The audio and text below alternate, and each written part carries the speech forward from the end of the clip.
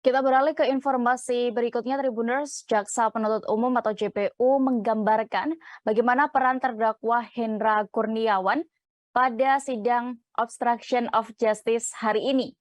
Hendra bertindak menyapu bersih jejak digital kejahatan Verdi Sambo terhadap Brigadir Nofriansyah Yosua Huta Barat. Atas itu, Brigjen Hendra Kurniawan merasa telah dibohongi atasannya, yakni mantan Kadif Propam Verdi Sambo.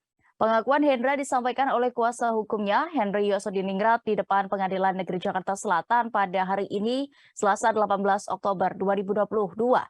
Ia mengatakan bahwa kliennya tidak tahu informasi yang disampaikan oleh Sambo itu ternyata hasil rekayasa. Yang di dalam skenario yang dikonstruksi oleh Ferry Sambo terkait istrinya atau Putri Chandrawati yang dilecehkan oleh Brigadir J di rumah dinas Kompleks Duren 3. Hendra Kurniawan kemudian diminta untuk melakukan pengecekan CCTV di sekitar rumah dinas Verdi Sambo. Demikian juga terungkap dalam dakwaan jaksa, yakni saat dilakukan pengecekan CCTV ternyata bertentangan dengan penjelasan Verdi Sambo sebelumnya. Kejanggalan ini pun kemudian dilaporkan kepada Verdi Sambo oleh terdakwa Hendra Kurniawan. Namun, Verdi Sambo justru menganggap kondisi yang menggambarkan Brigadir J masih hidup saat dirinya tiba di rumah dinas sebagai hal keliru. Dia lantas memerintahkan terdakwa Hendra Kurniawan untuk membersihkan file CCTV tersebut.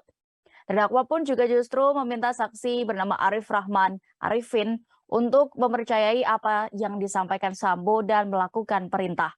Tidak berhenti di situ, terdakwa Hendra Kurniawan juga memastikan perintah Verdi Sambo dijalankan dengan benar oleh Arif Rahman Arifin. Selain soal CCTV yang menunjukkan Brigadir J masih hidup saat Verdi Sambo tiba di rumah dinas, terdakwa Hendra Kurniawan juga dihubungi Verdi Sambo untuk menangani pemeriksaan saksi-saksi oleh penyidik dari Polres Jakarta Selatan. Verdi Sambo meminta pemeriksaan itu dilakukan di Biro Paminal Divisi Propam Polri.